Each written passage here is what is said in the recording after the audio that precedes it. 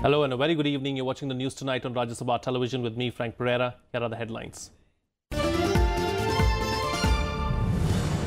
Prime Minister Narendra Modi chairs session of India's business reforms, says India's ease of doing business ranking will improve even more next year when the GST impact will be taken into account.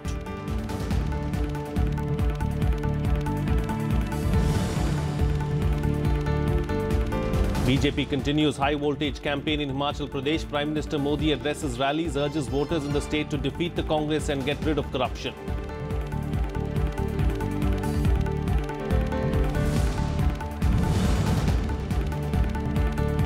US President Donald Trump leaves on an 11-day trip to Asia. 5-nation tour that includes Japan, South Korea, China, Vietnam and the Philippines will be the longest by any US president in 25 years.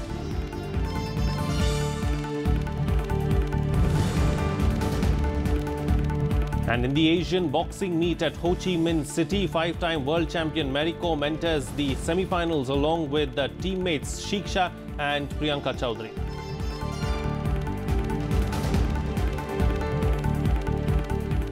Well, speaking at a session on India's business reforms, Prime Minister Narendra Modi listed the initiatives and reforms that his government pushed through in all possible sectors and culminated in an improvement in the ease of doing business ranking from 142 to 100. The Prime Minister said that he was also confident that India's business ranking will improve further. Prime Minister Narendra Modi chaired a session of the India's Business Reforms event in the national capital on Saturday. After the recent World Bank rankings, the Prime Minister exuded confidence that India's ease of doing business ranking will only rise further post-GST. We are now among the top 100 countries in the doing business rankings. In a short time of 3 years, we have improved 42 ranks. There are a few other reforms where our team and the World Bank team need to find common ground. All this combined with our conviction to do even better gives me the confidence that India will occupy a place of a pride in the World Bank report next year and in the year thereafter. Praising the One Nation, One Tax regime, the Prime Minister said GST had provided a stable and transparent taxation regime. One life, one mission. यही काम है.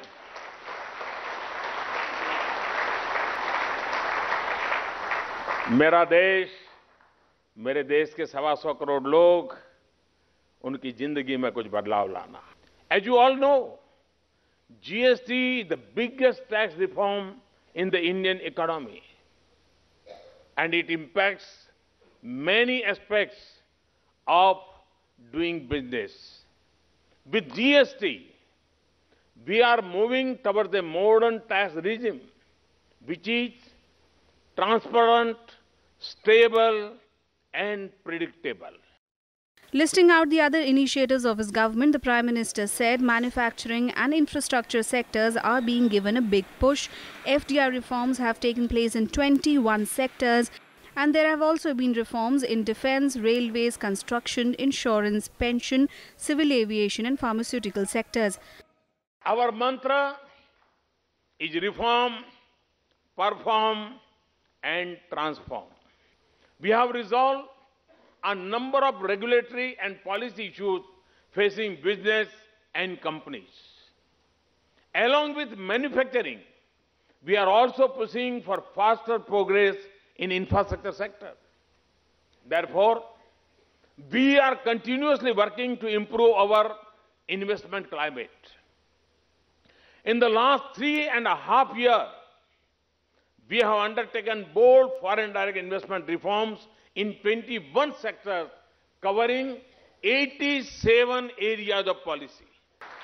Inviting investments, the Prime Minister said the reforms undertaken by his government are far more extensive and would help businesses. Bureau Report, Rajya Sabha TV. Well, let us now get you some election-related news in our segment Verdict 2017.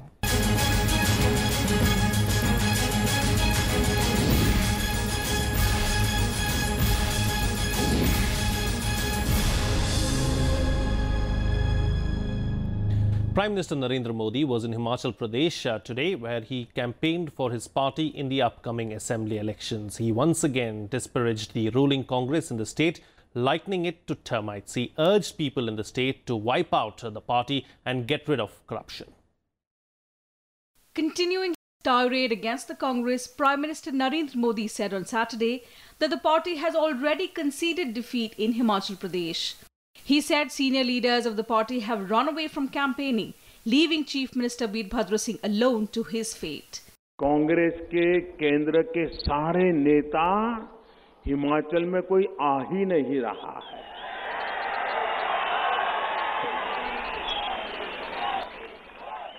मैदान छोड़ दिया है।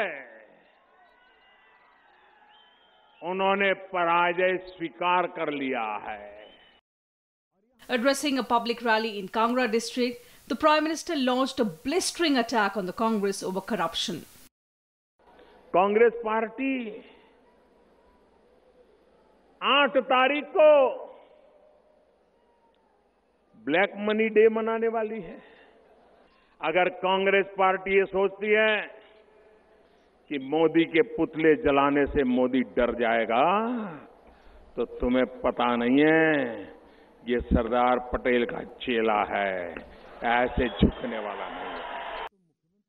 In his speech, the Prime Minister sought a strong mandate in favor of the BJP, assuring people that his party would take the state to new heights of development. Bureau Report, Rajya Sabha TV. Meanwhile, in the face of an onslaught from the opposition BJP, Chief Minister Bharat Singh is putting up a brave front. The Congress veteran is on a whirlwind tour of the state in a bid to woo voters before the November 9th polls. Deflecting the opposition BJP's attack against his government, Himachal Pradesh Chief Minister Bharat Singh said it had in fact done a lot for development in the state. अब मुझे तसल्ली है कि 5 वर्षों के अंदर इस हल्के के अंदर इतना विकास हुआ है जो कि शायद 10 साल में नहीं होगा। ये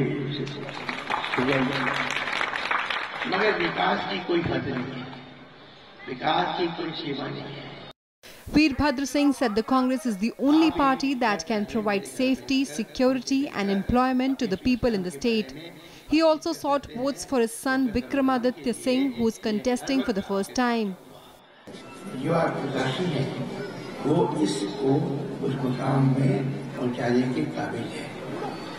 मैं इसलिए नहीं है कि वो एक मेरे परिवार से आते हैं, वो उनके अंदर वो सारी काबिलियत है जो कि एक अच्छे एमएलए के अंदर होनी चाहिए। The rally was organized in the Sunni township of rural Shimla constituency. While Bharat Singh sidestepped the BJP's allegations on corruption, other speakers defended him. Bharat Singh addressed 7 rallies alone on Saturday with no central leader accompanying him. Though this is one of the most prestigious seats for Chief Minister Bharat Singh, but he is fighting like a warrior. And not only this constituency, but whole of Himachal Pradesh is a prestige for him. It will be interesting to see that how people turn up for vote in favor of him. Akhilesh Suman for Rajya Sabha television with camera person Sudhanshu in Sunni. Our correspondent Akhilesh Suman also spoke to BJP's chief ministerial candidate Prem Dhumal in Shimla. Dhumal seemed confident that the BJP would form the government in the state. Let's listen in. Kumar Dhumal BJP की तरफ से मुख्यमंत्री पद के लिए नामित किए गए हैं। हमारे साथ है धूमल जी। धूमल जी, जीएसटी और डीमोनेटाइजेशन का इस चुनाव पे क्या असर पड़ेगा? देखिए, डीमोनेटाइजेशन का प्रदेश में कोई प्रभाव नहीं पड़ा था। जब हुआ था तब भी किसी को दिक्कत नहीं आई थी। हिमाचल प्रदेश एक ऐसा प्रदेश था जहां कहीं एटीएम के आगे लाइन नहीं लगी, किसी ने कैश क्रंच की बात नहीं कही थी, तो वहाँ यहाँ पर वो कोई मुद्दा ही नहीं है। जीएसटी के ऊपर स्वयं कांग्रेस ने यहाँ विधानसभा में मुख्यमंत्री ने जब बिल इंट्रोड्यूस किया तो कहा कि ये कांग्रेस की सोच की देन है। कांग्रेस ने सोचा था, कांग्रेस ने बिल इंट्रोड्यूस किया, कांग्रेस ने अपनी मर्जी के संशोधन करवाए और बेनिफिट्स उन्होंने बताया, एक देश एक मार्केट एक टैक्स लगेगा, कॉस्ट ऑफ प्रोडक्शन डाउन होगी, इसका लाभ होगा। उन्होंने ये भी कहा कि इससे जीडीपी 1.5 से 2% बढ़ जाएगी। तो उनको खुद समर्थन किया, उन्होंने तो पास कराया, हम तो सर्वसम्मति से साथ दिया उसको पास करने में। तो ये केवल मात्र एक प्रचार है चुनाव के लिए, और इसका राहुल गांधी प्रचार कर रहे हैं। राहुल गांधी को खुद समझ नहीं आता जीएसटी क्या है, क्योंकि उनके समय में उनको पता ही नहीं। इंट्रोड्यूस तो प्रणब मुखर्जी ने किया इस बिल को। हाँ, लेकिन लोग बोलते हैं कि व्यापारी बहुत नाराज है बीजेपी से। व्यापारी बीजेपी से नाराज नहीं, व्यापारी कांग्रेस से नाराज है हिमाचल में, क्योंकि बाकी प्रदेशों में जो एग्जेम्पशन लिमिट है वो 20 लाख है, इन्होंने 10 लाख रखी है। मैंने कह दिया है पहले ही सरकार बनते ही हम इसको 20 लाख कर देंगे। अच्छा, एक आखिरी सवाल है सर कि बहुत सारे विक्षुब्ध बीजेपी के खिलाफ खड़े हैं। बहुत सारे नहीं, इक्का दुक्का है, वो भी बैठ रहे हैं और बैठ जाएंगे। तो प्रेम कुमार धूमल का कहना है कि विक्षुब्धों पर कोई असर नहीं पड़ेगा इस चुनाव परिणाम पे, और जीएसटी का ठीकरा वे खुद कांग्रेस पर ही फोड़ रहे हैं। देखना है कि इस चुनाव में क्या असर पड़ेगा। राज्यसभा टेलीविजन के लिए कैमरा पर्सन डी के पांडे और सुधांशु के साथ अखिलेश सुमन। Meanwhile, BJP President Amit Shah launched a week-long campaign in poll-bound Gujarat on Saturday. At the outset, Shah posed 5 questions to Congress Vice President Rahul Gandhi. The questions revolved around the Narmada Dam project and UPA-era grants to the state. Shah's attack on the Congress leader came a day after Rahul Gandhi said that the reality of Gujarat was different from the one the BJP was portraying. He said this in Surat. On Saturday, Shah began his week-long campaign with Kutch, Morbi and Surendranagar. Over the next 6 days, he will travel to 33 districts of the state. Shah's tour is being seen as a precursor to Prime Minister Narendra Modi's campaign in the second week of November. The state will hold 2-phased elections on December 9th and 14th, while the votes will be counted on December 18th. आगामी चूंटणीमां Bharatiya Janata party प्रचंड बहुमत साथे फरी एकवार प्रदेशમાં સરકાર બનાવશે અને 3/4 બહુમતીથી ભારતીય જનતા પાર્ટીની સરકાર ગુજરાતમાં બનવા માટે જઈ રહી છે. Well, it's time for a short break now, but news and updates will continue on the other side. Stay tuned, we'll be right back.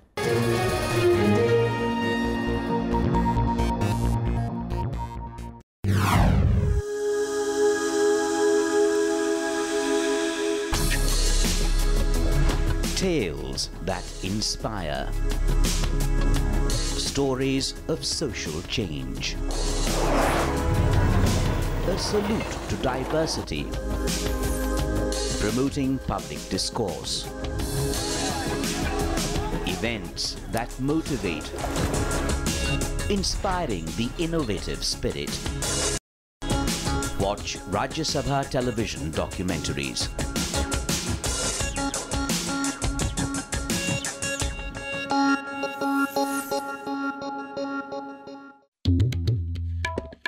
The story we thought we knew. The story of magnificence. The story of bloody battles. Of those who ruled and those who left their footprints. The story charting the course of our past. Talking history on Rajya Sabha TV.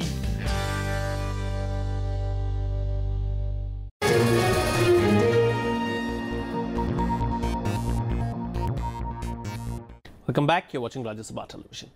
Well, Vice President M. Naidu called for extending reservations for women in Parliament and assemblies on the lines of panchayats. The Vice President was addressing the function Building a New India organized by the FICCI Ladies Organization in Hyderabad. Stating that educating a woman means educating an entire family, the Vice President added that ending gender disparity and ensuring safe workplaces are all aimed at empowering women. The Vice President also pointed out that India today is on the threshold of transforming into a major economic power. He said the task indicates that we have to work with renewed passion and commitment towards building New India. The Vice President also interacted with members of the FICCI Ladies Organization. Deputy Chief Minister of Telangana, Mohammad Mahmood Ali, and other dignitaries were present on the occasion. We should go back to our roots, our culture, our heritage. Then, once again, we must really raise. That should be the objective. That is the idea and concept behind the new India of the Prime Minister. There is no depth of knowledge. There is no depth of talent. The only thing is that everybody should be given an opportunity, rightful opportunity for everybody, including women. And we should all think in terms of keeping the country together, irrespective of caste, creed, sex, religion and region. Vice President M. Naidu was in Hyderabad to inaugurate the 10th Urban Mobility India Conference and Exhibition 2017. The three-day conference will discuss the challenges relating to urban transport in India. Speaking at the event, the Vice President said an increased focus is needed for planning and design for sustainable and clean urban mobility.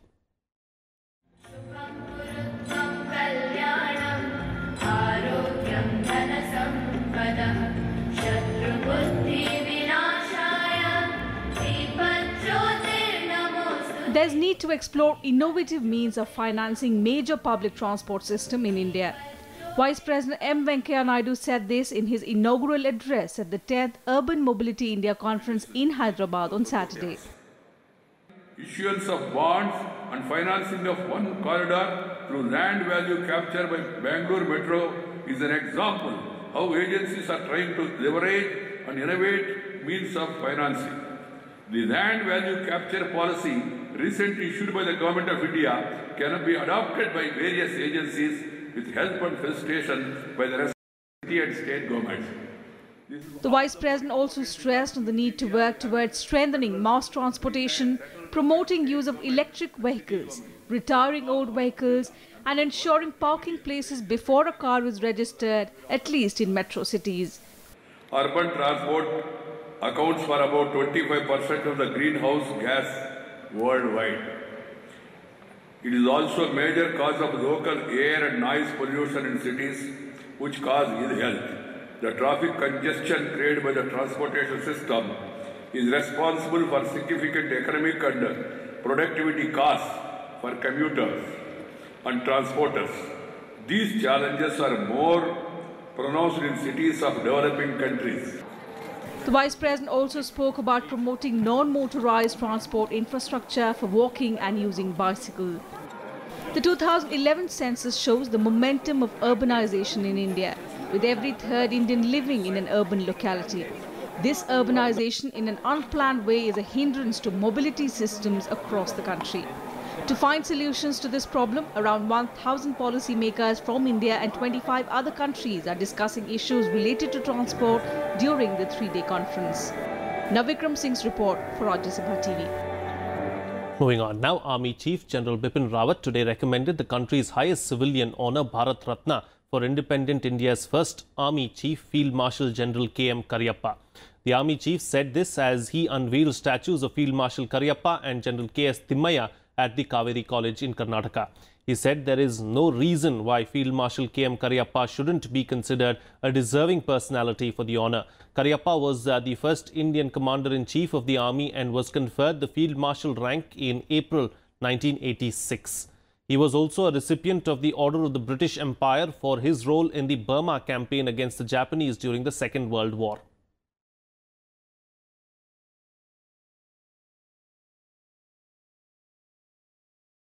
In other news now, 3 people were killed and over a dozen injured in a stampede near Simaria Ghat on the banks of Ganga River in Bihar's Begusarai district on Saturday.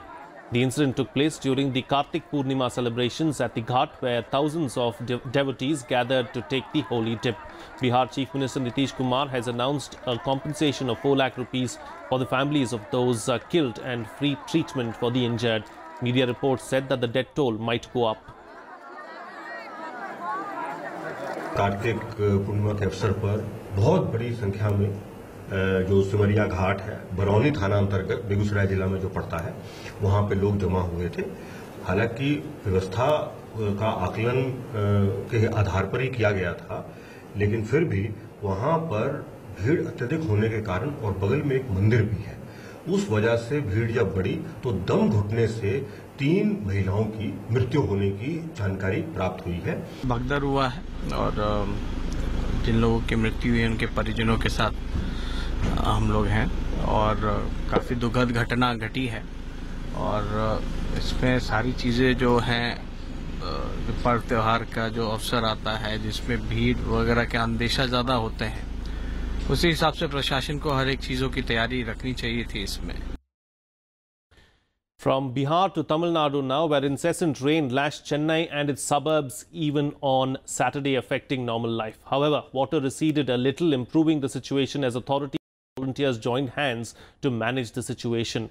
Heavy rainfall inundated a significant portion of North Chennai, resulting in the death of one person due to a wall collapse, taking the overall death toll to 8. Schools and colleges remained shut on Saturday as well, and several university exams were postponed.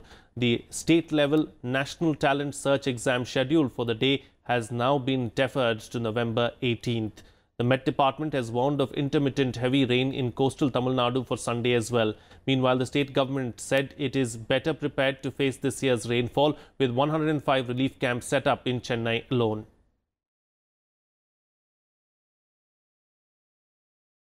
Well, moving on to some international news now, where US President Donald Trump left on an 11-day trip to Asia, during which he will visit Japan, South Korea, China, Vietnam and the Philippines. Before heading to his five-nation Asia tour, Trump made a one-day stop in Hawaii and visited the USS Arizona Memorial at Pearl Harbor. It will be the longest Asia tour by a US president in 25 years. US President Donald Trump on Saturday headed to Japan, the first stop in his five-nation tour of Asia. Trump, who's on an 11-day trip to Asia, will arrive in Japan on Sunday. Besides Japan, he will visit South Korea, China, Vietnam and the Philippines. Joined by his wife Melania on the trip, Trump's tour of Asia will be the longest by an US president in 25 years. The trip comes at a time of heightened tensions with North Korea over its nuclear program and missile tests. Trump is reportedly expected to show a united front with Japanese against North Korea. Trump and Prime Minister Shinzo Abe are expected to reaffirm the usual message at their summit on Monday. On Friday, Trump flew to the US state of Hawaii, where he visited the USS Arizona Memorial at Pearl Harbor, the scene of the 1941 Japanese attack that drew the US into World War II. He also took part in a briefing at the US Pacific Command. Trump also met with the governors of Alaska, Hawaii and Pacific US territories. From Hawaii, Trump and First Lady Melania will head to Japan and then on to South Korea. After South Korea, he will go to China for a series of events, including meetings with President Xi Jinping to get tougher with Pyongyang. In Vietnam, Trump will attend the Asia-Pacific Economic Cooperation Summit in Da Nang and make a state visit to Hanoi. His final engagement will be a summit of Southeast Asian nations in the Philippine capital, Manila. The last time a US president made such a marathon trip to Asia was when George H.W. Bush visited the region in late 1991 and early 1992. Bureau Report, Rajya Sabha Television. In more international news now, a Spanish judge has issued European arrest warrants for sacked Catalan President Carles Puigdemont and 4 of his allies who went to Belgium. The 5 failed to attend a High Court hearing in Madrid on Thursday, where 9 other ex-members of the Catalan government were taken into custody. The leaders all face charges of rebellion, sedition and misuse of public funds. Puigdemont has refused to return to Spain unless a fair trial is guaranteed.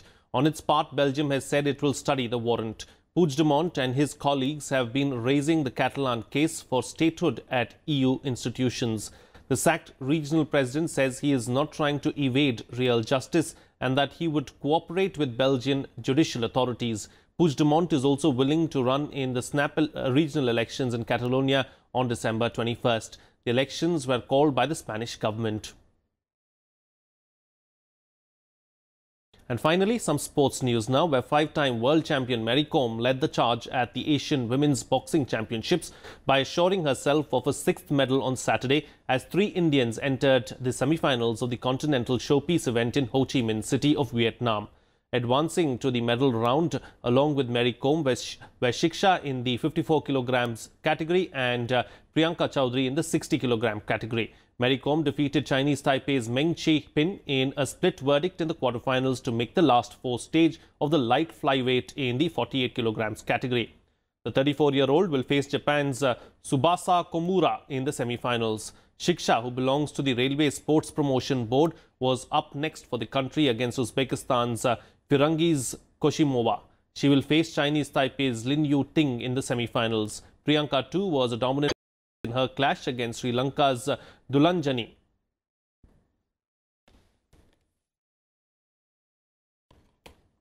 Well, that's it on this newscast. Good night.